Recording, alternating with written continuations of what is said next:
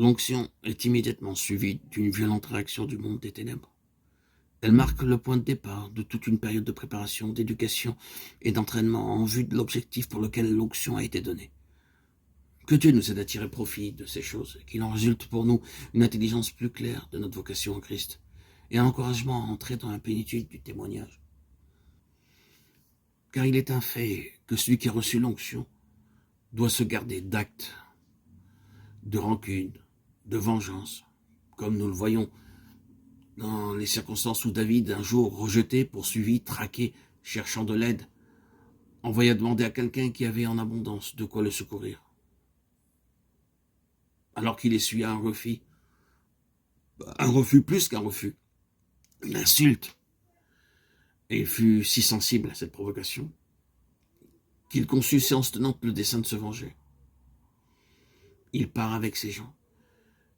Mais la femme de l'autre, apprenant la chose, vient au-devant de lui apparemment raisonne et le dissuade de mettre à exécution son projet de vengeance. Après quelques jours seulement, qu'arrive-t-il? Cet homme meurt, victime de ses propres excès, et David remercie Dieu de l'avoir empêché, lui, David, de faire le mal.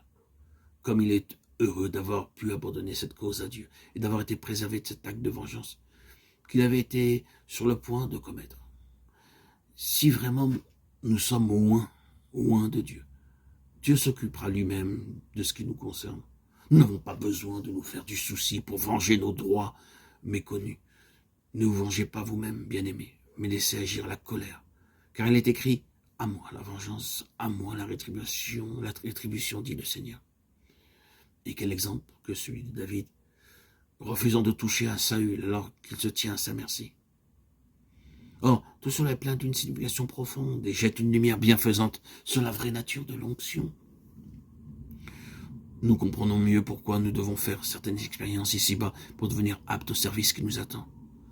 Se rendre coupable d'un acte de vengeance parce que quelqu'un ou quelque chose s'est mis à la traverse de nos désirs personnels, c'est très humain sans doute. Mais comment pouvons-nous envisager de régner moralement et spirituellement si nous nous laissons aller à de telles faiblesses? Jamais nous ne pourrons monter à la montagne de l'Éternel si, comme loin de Dieu, nous laissons nos ressentiments nous entraîner à de telles fautes. Tout cela, c'est de l'éducation. Vous vous en rendez compte? Et une éducation fondée sur l'onction, en harmonie avec elle.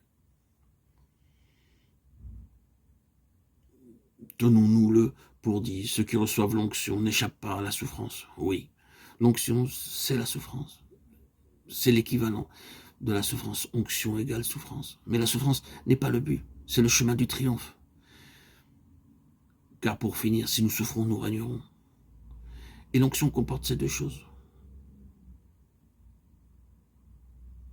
La souffrance mène à la gloire de Dieu, au triomphe, à la victoire de Dieu.